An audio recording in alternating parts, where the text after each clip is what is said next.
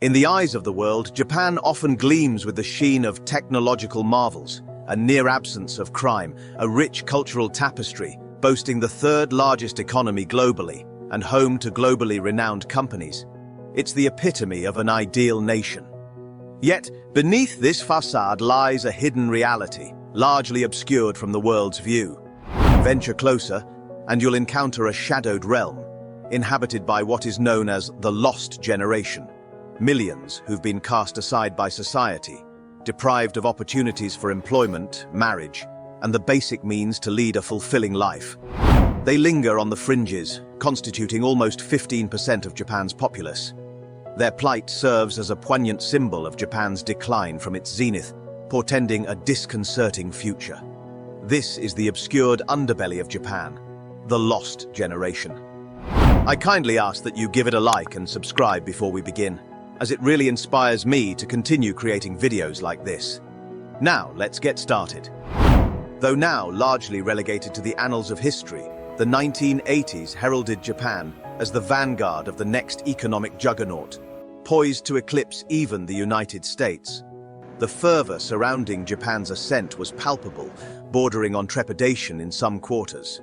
Articles of the era spoke of an economic Pearl Harbor, prophesying Japan's imminent acquisition of the entire United States. Hollywood, too, echoed these sentiments, with films like Die Hard, Rising Sun, and Blade Runner portraying a dystopian future where Japanese conglomerates held sway over America and beyond. This anxiety was born from the phenomenon dubbed the Japanese miracle, 3 decades of unparalleled economic growth, underpinned by a distinctively Japanese economic paradigm. This system, once lauded as superior to its Western counterparts, operates on the principles of collaboration among colossal corporate conglomerates and a closely intertwined relationship with the government. Yet, as the decades unfolded, cracks began to fissure this once impermeable facade. Economic stagnation, coupled with demographic shifts, precipitated the emergence of the lost generation, casualties of a society grappling with the consequences of its success. As Japan navigates the labyrinth of its past achievements and present challenges, the story of the lost generation stands as a poignant reminder of the complexities lurking beneath the surface of this enigmatic nation.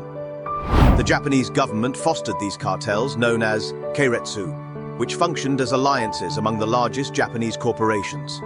These conglomerates held shares in one another, formerly independent entities, now collaborating to reinforce their positions.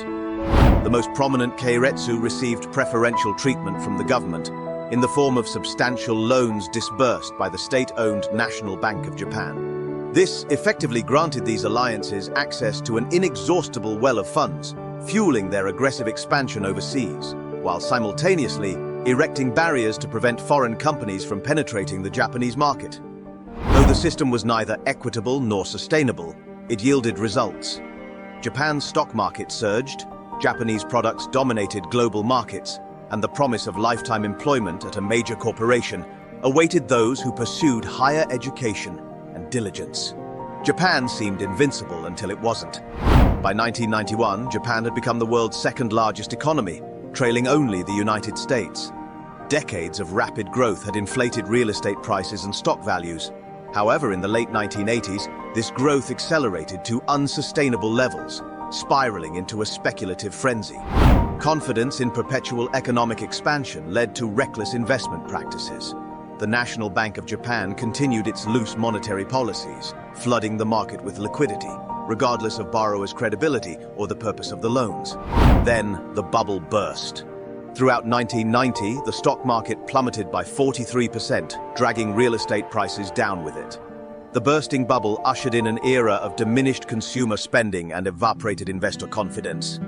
Japanese companies found themselves starved of capital, bringing the economic boom to a screeching halt. In the aftermath, cracks in Japan's economic structure became glaringly apparent.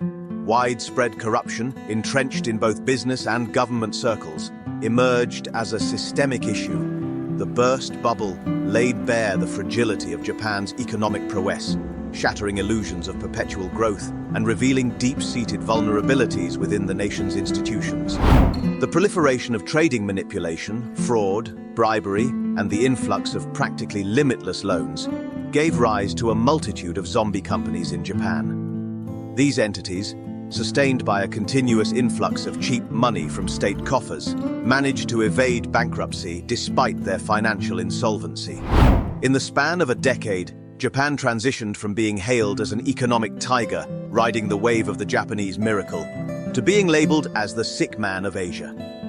While economic fluctuations are commonplace across various nations, Japan's downturn bore uniquely devastating consequences for an entire generation, from which millions have yet to recover.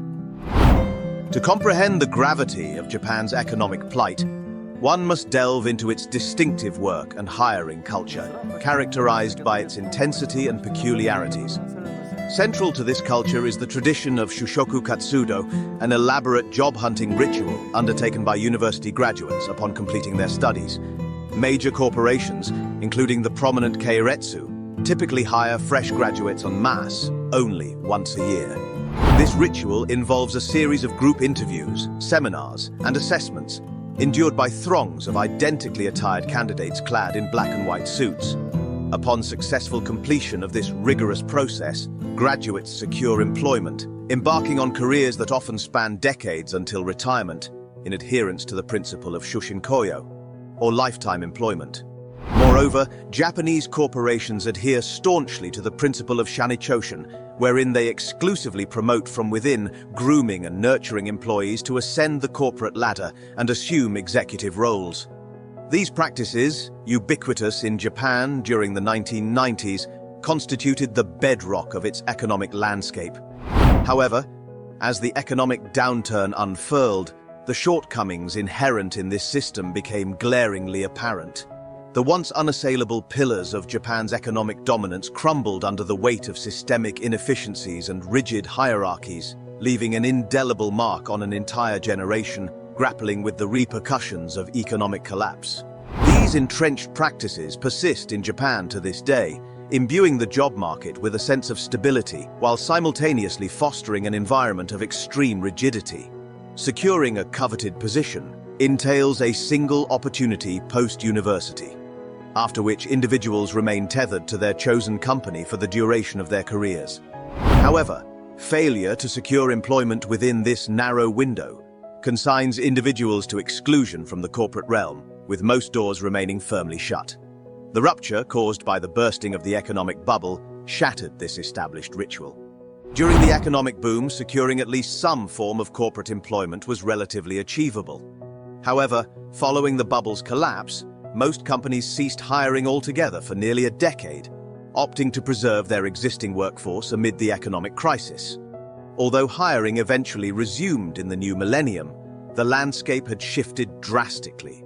For those who graduated in the 1990s, opportunities had evaporated, as companies favored fresh graduates over those no longer deemed recent graduates.